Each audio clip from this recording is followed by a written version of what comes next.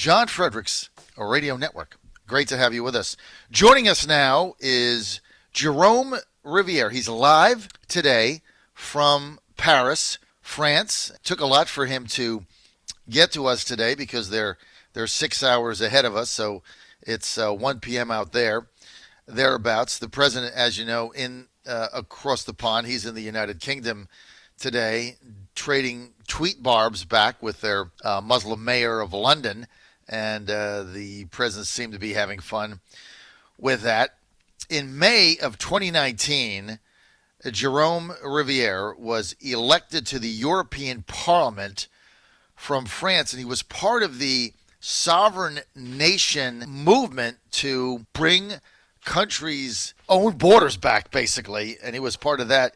In November 2016, Jerome was the candidate backed by the Front National Party, that's the party in France led by Marine Le Pen, in the legislative elections, and he's also Marine Le Pen's strategic advisor for defense policy and the international spokesperson for the National Rally. So now he's a member of EU Parliament, and he's part of the populist movement that we, as you know, have been following and advocating for some time to allow countries to have countries and not just be a bureaucratic landmass for the globalist slave trade network. And he is with us now, and we appreciate him being here. Jerome, thanks for being with us, sir. Good morning. Very happy to be with you today. And as you mentioned, we are here in France with a large victory that the populist movement have acquired in France, but all across many countries in the European Union. So it seems that we have a glimmer of hope in changing the EU in the coming years. Jerome, what was the driver in getting yourself and others across Europe elected to the EU Parliament? What was the main thing that was driving your support from just regular people in France and now from your colleagues in Italy and other areas? Basically, for many years, the European Union, which is the institution in Brussels, have presented themselves as Europe. But the fact is, it is an institution that has nothing to do with Europe. And this nameless institution, full of unelected officials that decides about everything regarding private citizens' life, has become unbearable for citizens all over Europe. They decide about the type of clothes you are allowed to wear, what type of material it can be made of. They decide about issues that should be a local or national matter. And we have been with Marine Le Pen explaining for many years that we are Europeans. We believe that Europe is a great assembly of free nations, and we want to have more cooperation between those nations, but we want to implement our specific rules. And the triggers that we have had is with Angela Merkel, which, the German chancellor, yes, when she decided one day to open the borders of Germany to migrants coming from all over the world. Because of the EU regulation, suddenly all the countries part of the European Union were basically invaded, and we could not do anything. We could not have borders at the French borders or in Italy. And this is why Matteo Salvini made a case and was elected the vice prime minister and won this European election. And this is the case we have been making. We want to be able to decide about our own fate in good cooperation with our neighbors, because we can make a lot of economical growth together, but being able to decide on our own. EU nowadays is very much like USSR was in the days when Soviet Union existed. There is no violence. USSR was a violent state, so there is not too much physical violence, even though with the yellow jackets, the treatment they had, the yellow vest in France, one can wonder what the government is liable to do. But the pressure and the decision-making process has been taken from elected officials and passed on to unelected, faithless people in Brussels. Jerome, let me ask you this. The Yellow Vest movement in France, tell us its genesis and what it's done. At the very beginning, the Yellow Vest movement came with the fact that the price of oil, of gas, gasoline in France was unbearable. Basically, we pay something like $2 for 1 liter, so it's $8 a gallon, something like that, which doesn't make sense. And the people living outside of large cities, you call them in the United States after the presidential campaign the deplorables, the hardworking people that needs to use a car to go to work, people that do not have the convenience of extremely large city where you can have public transportation, were fed up with that because it was costing them a lot of money. So it began with this. This is what triggered the movement. But then quickly many things added up, and one of the key questions is that our party, Marine Le Pen's party, ended up as a runner-up in the presidential election. Our system is different from the one in the U.S., and we have 2 turns. And at the second turn, Macron was facing Marine Le Pen. And even though we had more than 11 million voters that voted for Marine Le Pen, our institutional system in France represented us with 1% of the member of Congress. So we have 1 French citizen in 3 that voted for Marine Le Pen, and we have 1% of the representation in Congress. And this is also what triggered the Yellow Vest, because they wanted people that would be able to speak in their name in Congress. So all this added up, and Macron's reaction, which was extremely harsh, saying that he would not change, that you keep on going the same path, which is a globalization path, implementing the arrival of massive migration, implementing the absence of any type of toll barrier, which means products from China can come in and disrupt our national industries, triggered a long-lasting movement. And I believe that after the summer, this Yellow Vest movement will come back, because Macron doesn't seem to be willing to listen to the people. You're on the John Fredericks Radio Network, trucking the truth across America. We are with Jerome Riviere. He was just elected from France to the European Parliament.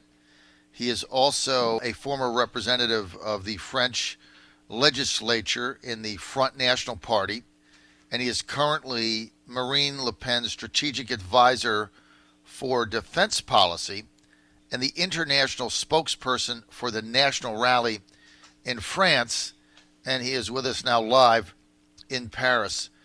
Jerome, the way I understand it is Le Pen got about 35% of the vote, or 1 out of 3 voters voted for Le Pen in your last election over Macron. Yet, because of your parliamentary system, the way it works, you only got 1/100th of representation.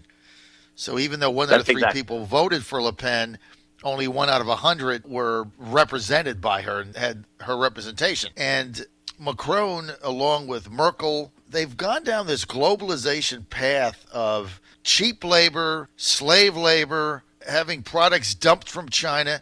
Certainly this is not driven by workers. It's not driven by average people in Italy or France or Belgium. I mean, they want good jobs and a decent wage. So other than multinational corporations that profit from these, what is driving this? For a long time in France, but all across Europe, people believing in nations have been presented like the reason why Europe was at war during World War II. They have made a parallel between nationalism and war, which is something that they have been hammering. With the mainstream media have been hammering the fact that nations are bad, nations brings you everything that is wrong. And hammering that, brainwashing people, it did work for a while. But what we see now is that the people are witnessing that the system, this empire system of the European Union, is bringing their jobs down, and they are waking up. And this is why I have strong hopes, is that after Marine's running up in the presidential election 2 years ago with one in third French citizen voting for her, we have won the European election. We came up first during this European election a week ago, and I believe that the case is made to discuss about this new divide. The new divide is not now like it was before between the right-wingers and the left-wingers. The new divide is between the nationalists, the patriots, and the globalists, the ones that do not believe in their nations anymore. So you would put your president, Macron, in that category of the globalists. Like, they don't believe in a nation. They don't want borders. They just want free movement of people, migrants, goods, services. Like, no France, no Italy, no Brussels, no Germany, nothing, just a landmass. Exactly. It's a huge system that is triggered by some financial powers that enjoy the fact that without any trade barrier, you can enslave people somewhere far in East Asia, make sure that you have children working over there, your products come in France, but it's the same thing with the US. They would come in the United States without any toll, and it's good for their business, which is not really a real, it's not capitalism. You know, capitalism is all about, I'm an entrepreneur, I have my own company. Capitalism is about putting your money down, making a huge project, hiring people. If you make money, you get the return of your money that you have made. But if you are not good, if your project is not good, you lose your money. Those financial interests have shown throughout 2008, they have been bailed out by government. In fact, they have been bailed out by our taxes. And this is where the system is desperately going wrong, is that the system is right now making the hard-working person pay for their mistakes. John Fredericks Radio Network, we are with Jerome Riviere. He is a member of the European Parliament. He's live with us in Paris. He's also a strategic advisor for defense policy to Marine Le Pen. So, Jerome, looking forward to French elections, Le Pen getting about 35% of the vote last time against Macron. In the United States fake news media, she was wildly criticized amongst the elites here as being basically a Neanderthal, is what they called her, the New York Times, the Washington Post, and others. Can Le Pen win the next election, and when will it be? Just kind of describe that to us. So the next election is in 2022. We have 3 years of being able to defend our ideas, and we have some. In France, it's quite different. We don't have midterms election. We have a sequence of various elections. So we have important elections coming up next year, which is election to run for mayors. And we expect with the results that we have had during the European election, we expect to be able to convince people in cities to be able to give some of our party members who are very qualified some mayoral position. And the year after, we have regional election, which are France is separated in 9 different regions where you have a head of region is elected. We also will be targeting some of this region to be able to show that our policies can be implemented. Basically, our policies, we believe in localism. Localism means if you can produce something on the local level, it should be made more accessible. It doesn't make sense, you know. On some days, it's always nice to give a rose to someone that you care, and a rose in France is cheaper when it comes from Kenya, Africa, than coming from the south of France. This does not make sense. This is something we have to prevent. A rose made in France or in the northern part of Italy should not be more expensive than a rose produced in Kenya. And it is less expensive in Kenya because it's slave labor, because they don't care about the environment, because they will use every single technique to lower the price. It will not be good quality.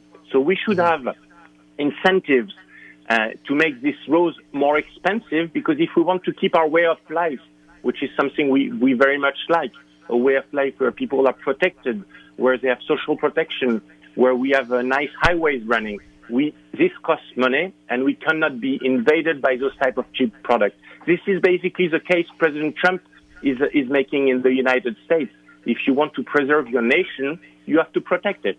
So what you said is really you said this is no longer about left and right. This is about globalism and sovereignty and being able to still have control of your own borders and your own country. How is your party leader, Marine Le Pen, what will she do different, assuming she runs again, Jerome, in 2022, as you said? What will she do different? How will she be different than in the last election when she lost to Macron? What will be different? When in France, it is also slightly different. People don't usually come back in politics. Marine Le Pen has shown a tremendous resiliency. After her defeat in 2017, people buried her, and with her, they were trying to bury the patriotic ideas. With this election that we together behind her carried for the European election, she has shown that not only is she resilient, but that the idea we defend makes sense, and the voter gathered behind us in order to put us first in this election. What we would emphasize this time compared to last time, we would basically focus on borders. Two types of borders: the physical borders, because we cannot have any more migrants in France. It is not possible. You have to visit, and you will see that some areas in Paris, in large cities, are not France anymore. It's way too much. We love to integrate people. We have been a very welcoming people together throughout the centuries, but here we have reached a point where it's changing our identity. We cannot do that anymore. So this would be a huge emphasis. The other one is borders for economical control. We cannot have this cheap product coming from countries where you have a labor that is abused. So much like the Trump movement in America, where we have railed against, from the beginning, against cheap labor, slave labor, the globalist corporations scouring the earth for the lowest cost of production, no regard for the environment, the Chinese dumping goods that are subsidized in the U.S. to put our industries basically out of business in competitive areas with emerging products. I mean, the Chinese have been doing that to us for 50 years, basically since Richard Nixon went there. No president has ever stood up to them except for Trump. Amongst your supporters, the Yellow Vest, and you call them the French deplorables, what is the view of President Trump there in France? I think I truly believe that we have an international cycle that began with the Brexit. The Brexit, when the United Kingdom, the people of the United Kingdom 3 years ago decided that they wanted to get out of the European Union. It was a tremendous explosion of patriotism in the UK. This did help President Trump win his election, because what he was explaining is Make America Great Again became something that people could envision. You could defeat the system. So it was a huge help and a huge boost. And his success, I must say, people witness his success. Your economy is booming. Your unemployment is low. We all wish we had that in our countries. And as much as the fake news media and the mainstream media are hammering against Trump, portraying him as a warrior, almost portraying him as a racist, this is what was said by the mayor of London, which is so unwelcoming when you have a foreign leader visiting. People, the normal person, but they see it is working in the United States, and they all wish that they had in their own countries people in a position of being able to take care of them the same way. And our European elections, the fact that all over Europe the patriotic parties have won, will also, I believe, have an impact on the U.S. election, because it shows that we have a movement of countries that can work together because they share the same ideas. Being patriotic, putting your country first, doesn't mean that we cannot work and cooperate together. On the contrary. Jerome, final question. Now that you're a member of the EU Parliament, what is your position on the negotiations with the United Kingdom's exit from the EU? I believe that fundamentally, whether we like Brexit or not, the people of the United Kingdom have made a decision 3 years ago. They have decided they want out, and they should be given what they wanted. it is shameful to a democracy like the United Kingdom not to have been able to deliver what the people have asked for. And it's not a question of liking it or not liking it. I believe that whatever happens, we still will be neighbors. They still will be across the pond. We will find ways to work with them. We will have agreements, trade agreements. We will be able to do any type of discussion between neighbors, but they have to be given what they voted for. Jerome Riviere, we're out of time. I really want to thank you for being with us. We have to have you on a regular basis. This has been a fascinating time with you. Thank you so much, Jerome Riviere, member Thank you very much. of the European Parliament. We'll be right back.